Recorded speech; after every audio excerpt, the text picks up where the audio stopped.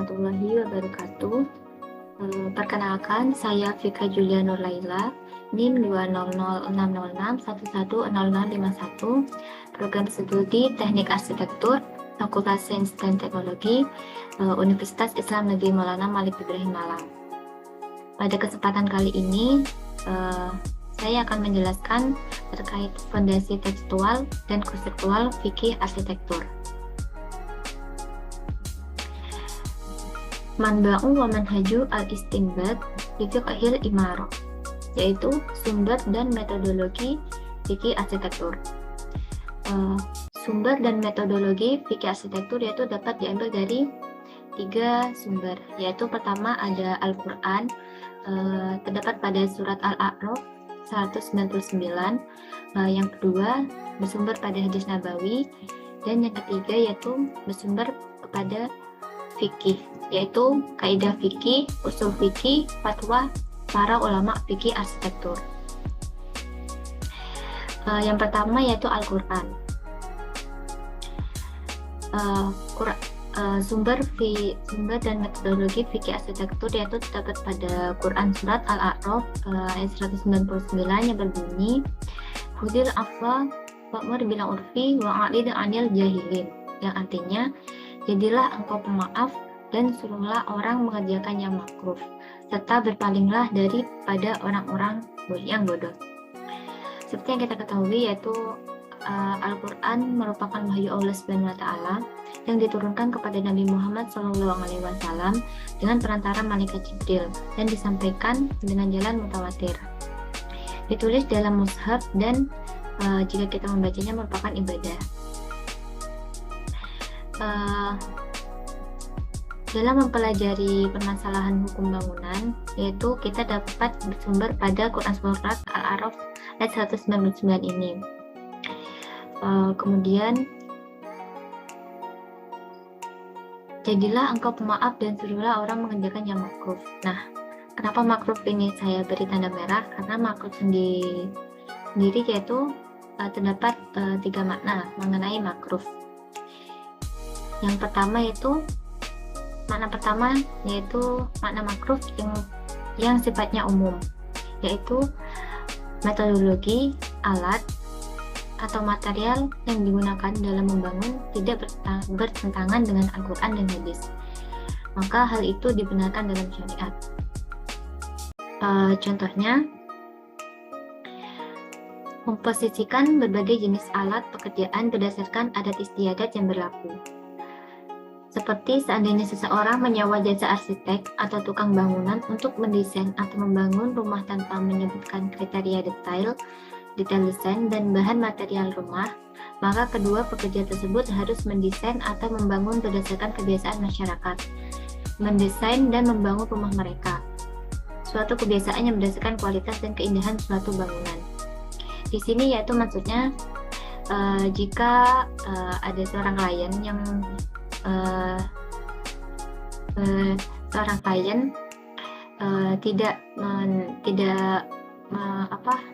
tidak menyebutkan desain bagaimana yang dimau atau yang diinginkan kepada seorang arsitek, maka seorang arsitek sendiri yaitu harus mendesain bangunan tersebut sesuai dengan kondisi di sekitar tapak yang akan dibangun, karena agar bangunan tersebut yaitu selaras dan nantinya tidak berlebihan.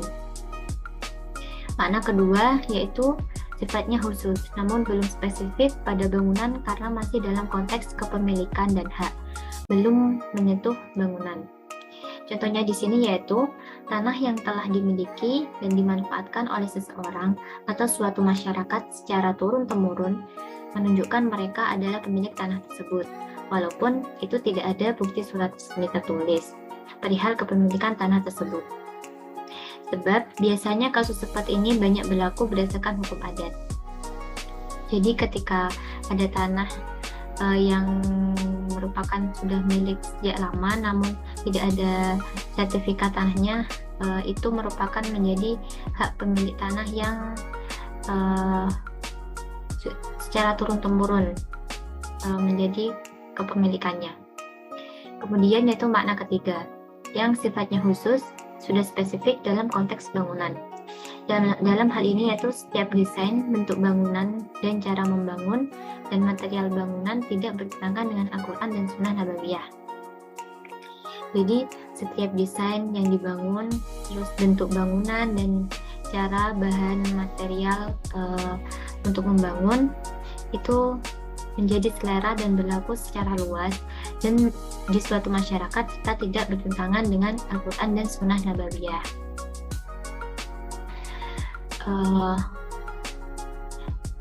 Kemudian lafadz al-urfu atau kebiasaan. Dalam konteks fikih bangunan, para ulama fikih mengartikan lafadz al-urfu dalam ayat Al-A'raf, surat Al-A'raf sebagai desain yang berlaku dan disukai oleh khalayak luas dan tidak ada yang menentangnya. Dan berdasarkan sudut pandang arsitektur bangunan, lafadz al-urfu atau kebiasaan ini memiliki 3 arti. Makna yang pertama yaitu interpretasi yang dimaksud oleh para pakar fikih dalam melahirkan setiap hukum yang tidak bernas dalam kitab suci dan hadis nabawi, yaitu setiap permasalahan yang bersifat umum dan berpengaruh terhadap lingkungan bangunan. Contohnya di sini yaitu seperti kebiasaan yang dipilih, dilakukan, dan dioperasionalkan oleh sebuah penduduk suatu daerah dalam mendirikan bangunan. Kemanaan pertama ini adalah dasar hukum yang dipakai oleh sebagian pakar fikih untuk memecahkan permasalahan yang tidak bernas. Kemudian makna kedua, yaitu banyak berpengaruh terhadap tata suatu kota dalam Islam. Arti tersebut merupakan pengakuan syariat pada aturan-aturan yang berlaku di antara orang sebelah dalam memastikan batasan kepemilikan serta hak. Contohnya di sini yaitu meletakkan tangan merupakan tanda-tanda terdapatnya keakraban serta ketersambungan. Dan ada cerita tentang Raja Dohir Baybars, Raja dinasti Mamluk Mesir, memberlakukan kewajiban lapor dokumen kepemilikan tanah untuk tiap owner tanah.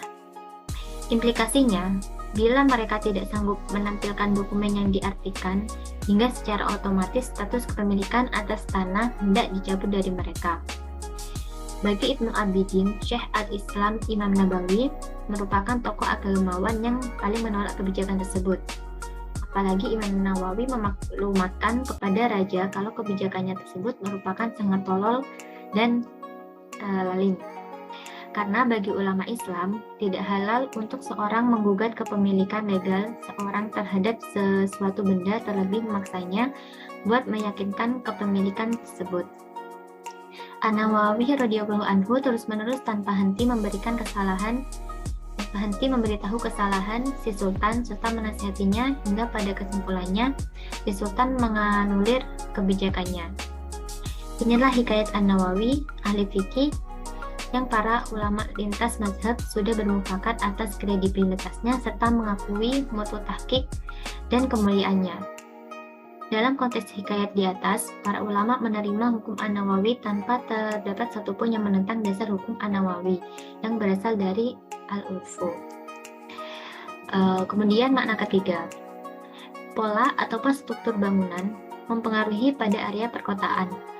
Kala sesuatu warga memakai tata cara yang seragam selalu dalam membangun sesuatu bangunan, sebab terdapatnya sesuatu tradisi dalam membangun ataupun pola spesial.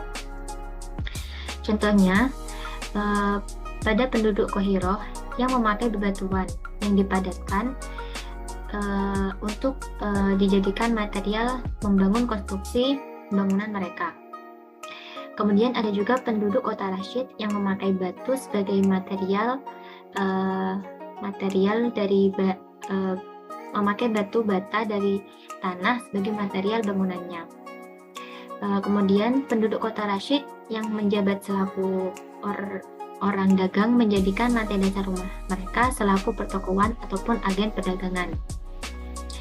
Di antara tradisi yang dapat kita amati di permukiman kota Rashid, bila suatu rumah memiliki 2 arah yang menghadap 2 jalur yang berbeda, hingga pintu rumah tentu diletakkan menghadap jalur yang sangat spesial. Perihal ini diseleksi buat menjauhi terlihatnya pejalan kaki yang terdapat di luar ataupun di dalam rumah. Menurut Azhar 1997 PP 1718.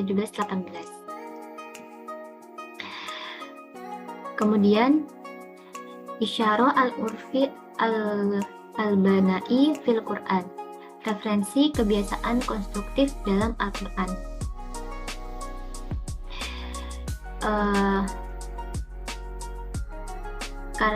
Isyarat Al-Quran pada surah An-Nahl ayat 80.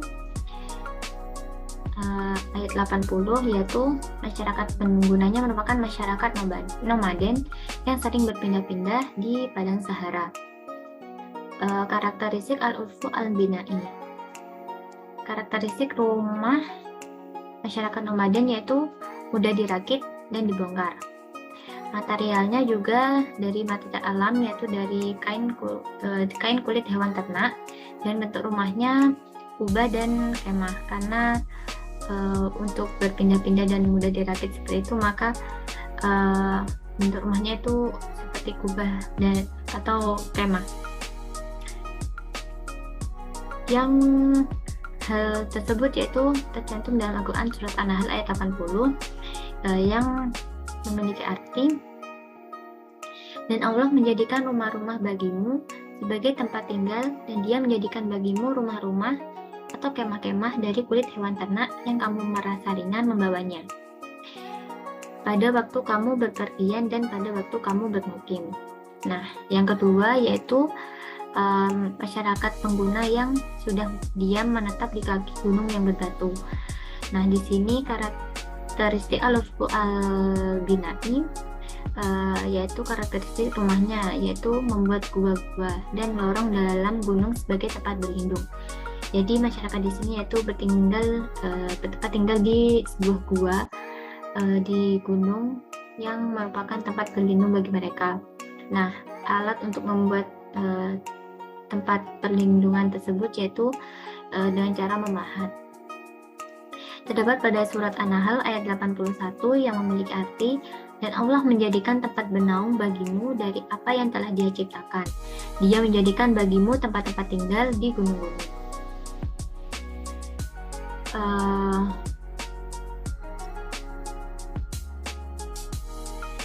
Kemudian sumber dan metodologi fikih arsitektur yang kedua yaitu ada hadis Nabawi. Diriwayatkan dari Ubadah bin Somit bahwasanya Rasulullah telah memutuskan tidak boleh ada kemanfaatan pribadi, namun membahayakan orang lain, bagaimana larangan membahayakan orang lain walaupun tanpa unsur kemanfaatan bagi pelaku. Ada arti juga bahwa diriwayatkan dari Anas bahwa Nabi SAW bersabda, kalian semua lebih mengetahui urusan dunia kalian. Hadis Nabawi adalah segala yang disandarkan kepada Nabi Muhammad SAW, baik berupa perkataan, perbuatan, takrir atau sifat, yang menyatakan bahwa hadis Nabawi yang dijadikan pedoman oleh para fikih dalam konteks hukum seputar bangunan. Dan menurut Zuhaili, hadis riwayat Anas tersebut secara eksplisit memberi kelonggaran seluas-luasnya kepada masyarakat luas untuk mengembangkan perkotaan dan kehidupan duniawi mereka. Di samping juga menginspirasi umat untuk memperhatikan, mempelajari, dan menguasai berbagai ragam ilmu dan syariat. Selanjutnya yaitu sumber dan metodologi fikih arsitektur. Yang ketiga yaitu bersumber pada fikih. Kaidah fikih atau qawaid fikiyah adalah salah satu cabang ilmu di dalam ilmu usul fikih. Kaidah fikih terdiri dari dua suku kata, yaitu kata kaidah atau qawaid dan kata fikih atau fikiyah. Kata kaidah qawaid secara bahasa atau etimologi berasal berarti asal atau al-asli atau asas, al-asas yang berarti asas, landasan, dasar, basis atau pondasi. Dengan demikian, kaidah fikih berarti asas, landasan, dasar, basis atau pondasi fikih. Dalam konteks fikih arsitektur, Ada dua kaidah fikih yang paling berperan yang dijadikan landasan hukum oleh para ahli fikih, yaitu la diroro wa la diro dan al-adah muhakkamah. La diroro wa la diro yaitu tidak boleh ada kemanfaatan yang bersifat personal namun membahayakan pihak lain, dan dilarang membahayakan pihak lain walaupun tanpa unsur kemanfaatan bagi pelaku. Nah, di sini pada kitab balas membangun yaitu tidak boleh ada niat untuk membahayakan orang lain, dan harus profesional, harus membangun sesuai aturan dan yang nantinya tidak akan membahayakan orang lain. Kemudian al-adah muhakkamah, yaitu ada istiadat atau kebiasaan suatu masyarakat yang dibenarkan dalam pandangan syariat jika berlaku luas di antara mereka.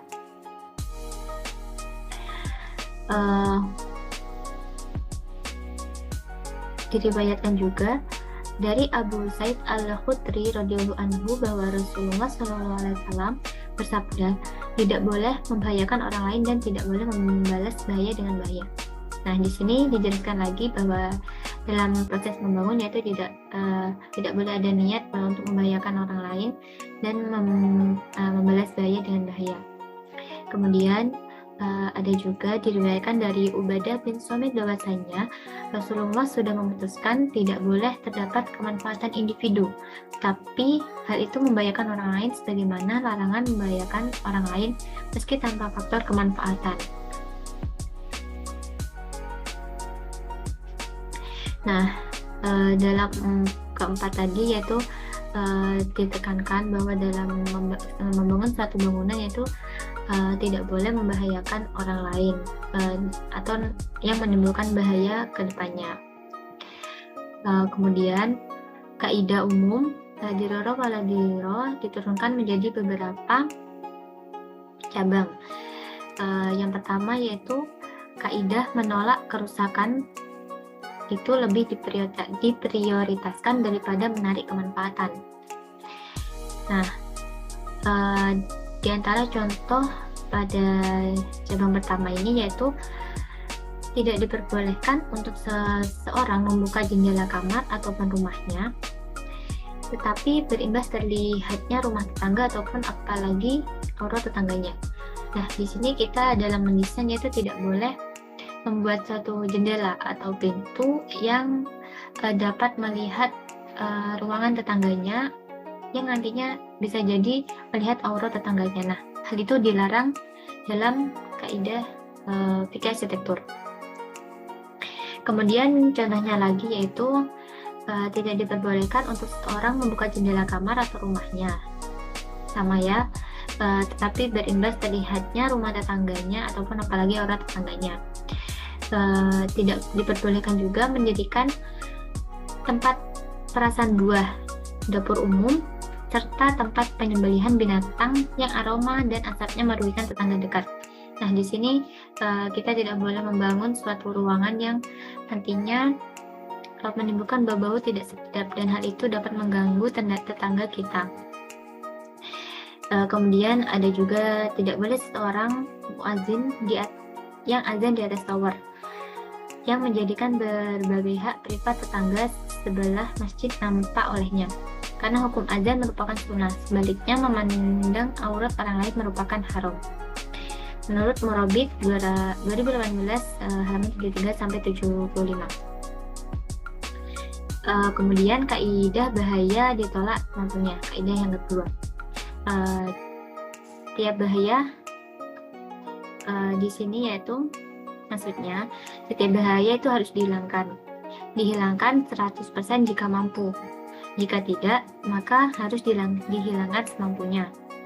Kaidah ini juga memberi pemahaman akan kewajiban menghilangkan kemungkinan terjadinya suatu bahaya sebelum bahaya tersebut terwujud menjadi realita. Jadi sebelum adanya bahaya tersebut, kita harus mencegahnya terlebih dahulu. Berdasarkan pemahaman cabang kaidah ini, maka ada dua contoh penerapan dalam konteks fikih arsitektur.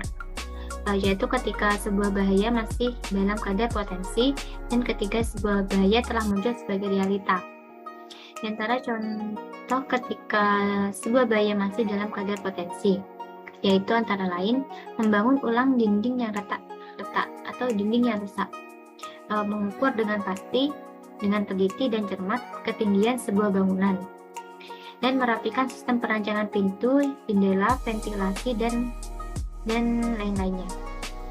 Sedangkan untuk contoh ketika sebuah bahaya telah muncul dalam realita sehingga harus dihilangkan sekuat tenaga, yaitu ketika memaksa orang yang membuka arah jendelanya ke rumah orang lain untuk menutupnya secara permanen jika sampai batas bisa melihat aurat perempuan di rumah tetangga. Nah, hal ini harus dihindari, jadi harus mau tidak mau jendela tersebut harus ditutup. Kemudian memaksa anggota perserikatan untuk turut serta dalam memperbaiki dinding perserikatan yang rusak dan tidak bisa dibagi serta menahan hak pihak yang tidak mau ikut andil dalam perbaikan. Kemudian kewajiban mengembalikan barang yang digosok ketika barang tersebut masih dalam kondisi utuh dan selamat dari cacat. Jika barangnya sudah rusak atau cacat, maka wajib mengganti dengan barang yang sama dan harga barang ketika rusak. Kaidah yang ketiga yaitu kaidah bahaya tidak boleh dihilangkan dengan bahaya atau bahaya. Tidak boleh dihilangkan dengan kadar bahaya yang sama dengannya.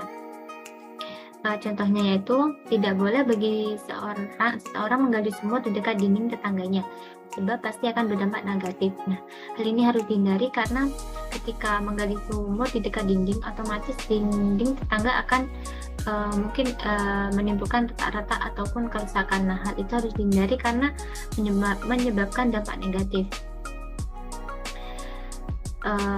Kemudian tidak boleh bagi seseorang merancang lubang mata angin di dinding rumahnya dengan tujuan untuk melihat aurat keluarga tetangganya. Sebagaimana tidak diperbolehkan bagi tetangganya membalas perbuatan tersebut dengan merancang lubang mata angin yang bisa digunakan untuk melihat aurat keluarga pihak pertama. Nah, ini tidak boleh membalas dendam karena tetangganya membangun hal tersebut, maka kita membangun hal tersebut juga, itu tidak boleh. Kemudian tidak boleh bagi seorang merubuhkan dinding pembatas rumahnya dengan rumah tetangganya dengan alasan ingin memperluas bangunan rumahnya sampai mendapat izin dari tetangga tersebut. Kemudian kaidah yang keempat yaitu kaidah kejelekan yang paling rendah dari dua kejelekan dipilih atau bahaya yang paling ringan dari dua bahaya yang dipilih. Di sini contohnya, jika seseorang memanfaatkan hak miliknya, niscaya dia akan mendatangkan bahaya pada tetangganya. Namun jika dia tidak memanfaatkan hak miliknya, maka dia sendiri yang akan tertimpa bahaya. Kemudian, jika ada seseorang yang ingin memagari tanah yang dimilikinya, namun ada pohon milik tetangga yang menghalangi pekerjaannya. Dan ada juga contoh yaitu seseorang menggali sumur namun membuat kering sumur tetangganya. Nah, hal itu tidak boleh. Kemudian kaidah bahaya yang bersifat khusus yang ditanggulangi untuk menolak bahaya yang bersifat umum. Di sini contohnya yaitu wajib membongkar tembok yang doyong ke jalan umum. Nah, karena sebenarnya pada pembangunan sebuah rumah yaitu mempunyai batas lahan dari jalan beberapa yaitu untuk menghindari hal-hal seperti ini. Jadi jika ada tembok yang doyong ke jalan, otomatis akan mengganggu kondisi jalan. Nah, hal itu harus segera dibongkar. Kemudian larangan membuka bengkel atau dapur plastik di tengah kios atau penjual kain. Kemudian pelebaran jalan ketika telah terasa sempit oleh para pengguna jalan. Contoh lain yaitu menjauhkan letak bangunan tempat penyembelihan hewan dari tempat hunian serta membangunnya di tepi kota. Kemudian memaksa memiliki bangunan tua dan rapuh agar membongkarnya, sebab khawatir meroboh para pengguna jalan. Kemudian diperbolehkan menghancurkan rumah yang menjadi penghubung semakin besarnya api yang api yang membakar perumahan dengan tujuan menghentikan batas jangkau kilatan nyala api.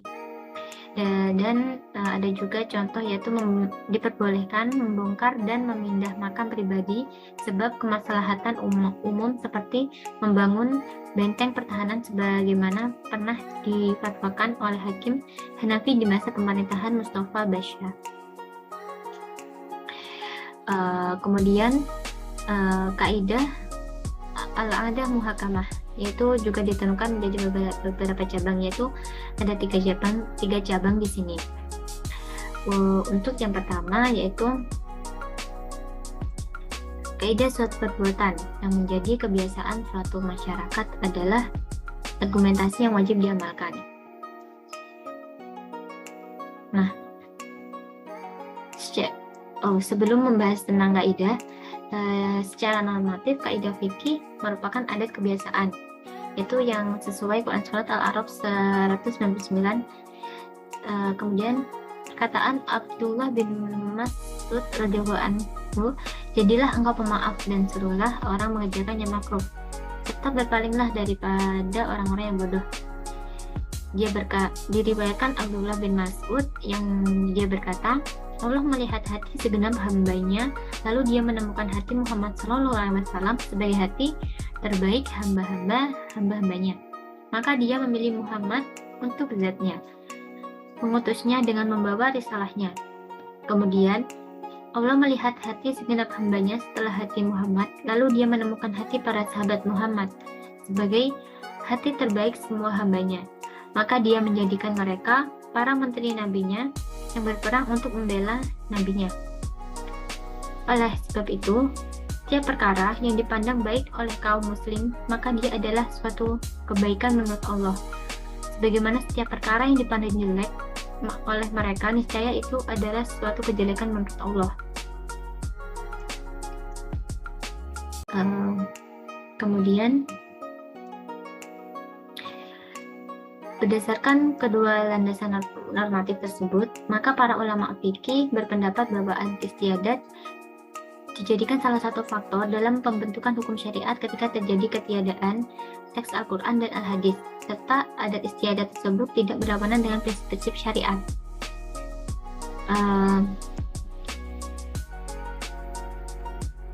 Menurut Asadlani, secara etimologi bahasa Arab, terma al-adatu bermakna kebiasaan dan terus-menerus dalam suatu perkara. Sedangkan secara terminologi, terma al-adatu menurut para pakar fikih adalah terus-menerus melakukan sesuatu yang diterima oleh akal sehat serta mengulanginya terus-menerus. Pengertian adat ini adalah sesuai dengan pengertian al-urfu dalam konteks perbuatan atau kebiasaan. Sementara itu, Al-Qarafi dalam Asadlani 332 menyatakan bahwa adat adalah keberlakuan suatu makna secara umum di suatu daerah atau sebagian besar daerah tersebut. Sirajuddin Al-Hindi dalam Asadlani 334 berpendapat bahwa adat adalah pengibaratan perihal sesuatu yang telah meresap jauh ke dalam jiwa dan terus terulang serta diterima oleh akal sehat. Nah, kaidah al-adah muhakamah atau adat istiadat ini diturunkan menjadi 3 cabang. Cabang yang pertama yaitu kaidah suatu perbuatan yang menjadi kebiasaan suatu masyarakat adalah argumentasi yang wajib diamalkan. Nah, contohnya yaitu jika telah berlaku sebagai kebiasaan bahwa seorang teman yang bertamu ke rumah temannya untuk masuk tanpa izin, makan tanpa izin, mandi tanpa izin, maka orang tersebut boleh melakukan hal tersebut tanpa izin sang pemilik rumah. Kemudian contoh lagi yaitu jika satu daerah berlaku kebiasaan boleh mengambil buah yang jatuh ke tanah di kebun, buah yang jatuh ke tanah yang ada di kebun, di taman, atau perumahan tanpa izin pemiliknya terlebih dahulu, maka boleh mengambil buah tersebut tanpa izin pemiliknya.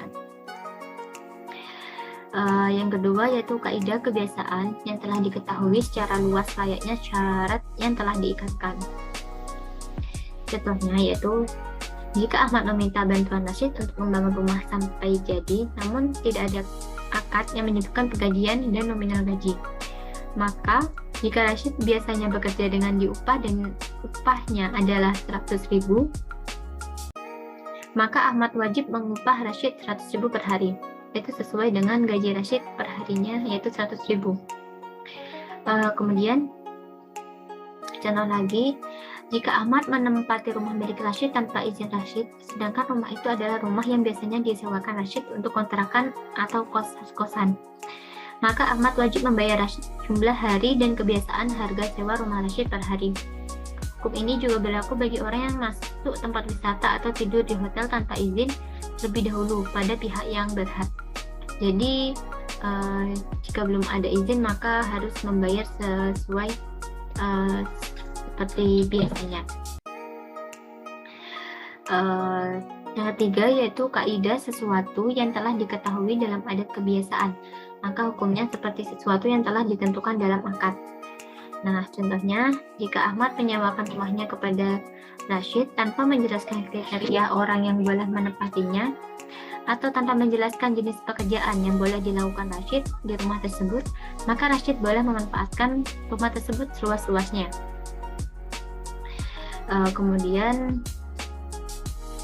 Namun dia tidak boleh menjadikan rumah tersebut sebagai bengkel, tempat penyembelihan hewan, dan dapur umum tanpa izin terlebih dahulu kepada Ahmad. Boleh menempati rumah tersebut, tapi tidak boleh disalahgunakan sebelum izin dari sang pemilik rumah. Contoh lain yaitu jika Rashid menyewa sebuah kios di deretan kios para penjual makanan atau pakaian, maka dia tidak boleh menjadikan kios tersebut sebagai bengkel penempatan besi, dapur umum, tempat penyembelihan hewan, dan setiap pemanfaatan kios yang merugikan dan membahayakan kios sekitarnya.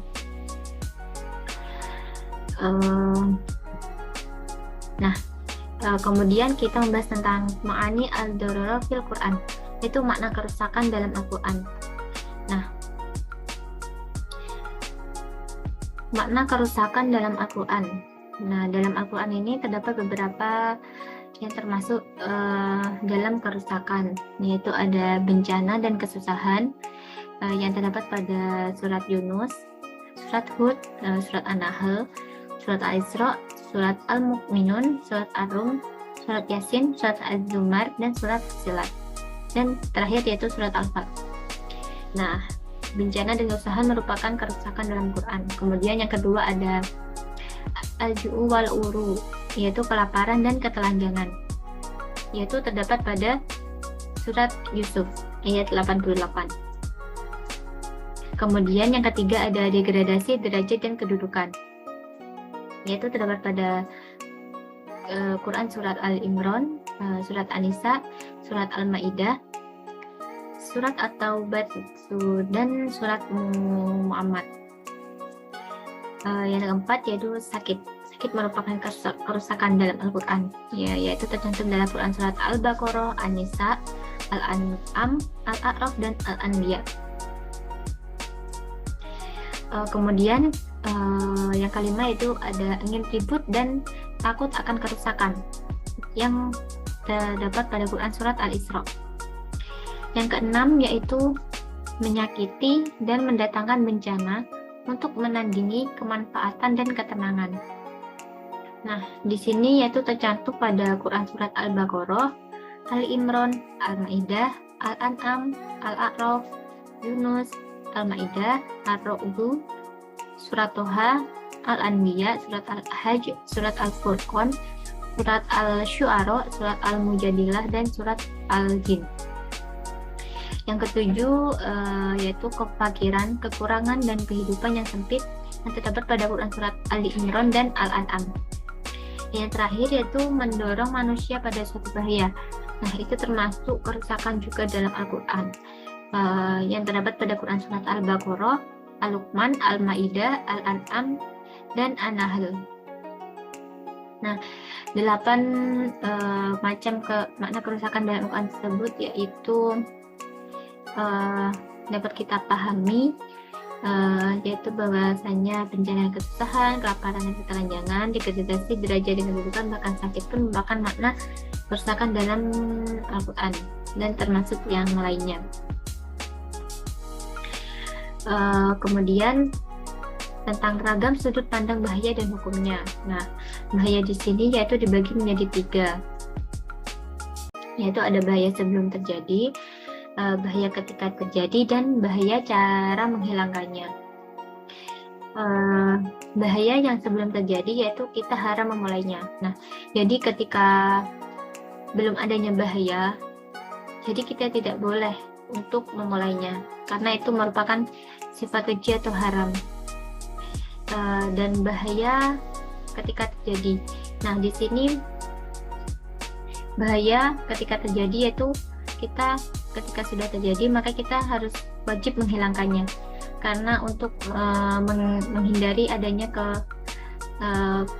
adanya membahayakan orang lain dan orang di sekitarnya. Maka ketika itu sudah terjadi maka kita harus wajib menghilangkannya. Kemudian cara menghilangkannya. Nah, ketika bahaya itu telah terjadi maka kita 100% wajib menghilangkannya. Namun jika kita tidak mampu untuk menghilangkan sepenuhnya maka kita semampunya berusaha untuk menghilangkan bahaya tersebut agar bahaya tersebut tidak membahayakan orang lain atau menimbulkan kerugian bagi orang lain ataupun lingkungan sekitar. Kemudian sudut pandang bahaya, yaitu ada 3, yaitu hubungan bahaya, kemudian sudut pandang waktu, dan sudut pandang status bahaya. Nah, hubungan bahaya, yang pertama itu hubungan bahaya. Nama bagiannya merupakan bahaya tetangga dan bahaya umum. Dan status hukum dalam fikih yaitu hal ini wajib dicegah dan wajib dihilangkan. Kemudian yang kedua yaitu waktu, yaitu dibagi menjadi bahaya lama dan bahaya baru. Nah, bahaya lama ini status hukum fikihnya yaitu wajib dihilangkan menurut Ibnu Abdur Rafi dan Ibnu Rushd. Sedangkan bahaya baru dalam status hukum fikih yaitu wajib dicegah dan wajib dihilangkan. Yang ketiga yaitu ada status bahaya. Status bahaya di sini dibagi menjadi 2, yaitu disepakati sebagai bahaya, diperdebatkan sebagai bahaya. Nah, disepakati sebagai bahaya, status hukum fikihnya yaitu wajib dicegah dan wajib dihilangkan.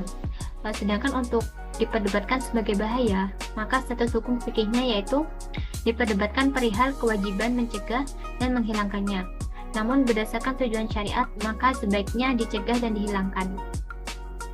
Nah, dari keterangan tersebut maka kita dapat disimpulkan bahwa kita dalam membangun suatu bangunan sebagai arsitek, kita harus fokus untuk mendesain dan merancang sebuah bangunan agar nantinya bangunan tersebut tidak menimbulkan kerusakan, tidak menimbulkan bahaya bagi orang lain, dan tidak membahayakan bagi lingkungan sekitar. Dan kita membangun suatu bangunan itu harus selaras atau sesuai dengan kondisi tapak yang akan kita bangun bangunan di sana. Tidak mungkin kita membangun suatu bangunan yang nantinya bangunan tersebut akan menonjol sendiri. Maksudnya yaitu tidak selaras dengan bangunan-bangunan di sekitarnya, sehingga membangun atau mendesain hal tersebut sifatnya mubazir, yaitu berlebih-lebihan. Oleh karena itu sesuai dengan tadi yaitu al-ada muhakamah, yaitu adat istiadat, maka kita harus membangun sebuah bangunan itu sesuai dengan keselarasan tapak yang akan kita dirikan sebuah bangunan tersebut. Baik, itu saja yang dapat saya jelaskan pada kesempatan kali ini. Kurang lebihnya mohon maaf. Wabillahi taufiq wal hidayah. Wassalamualaikum warahmatullahi wabarakatuh. Semoga bermanfaat.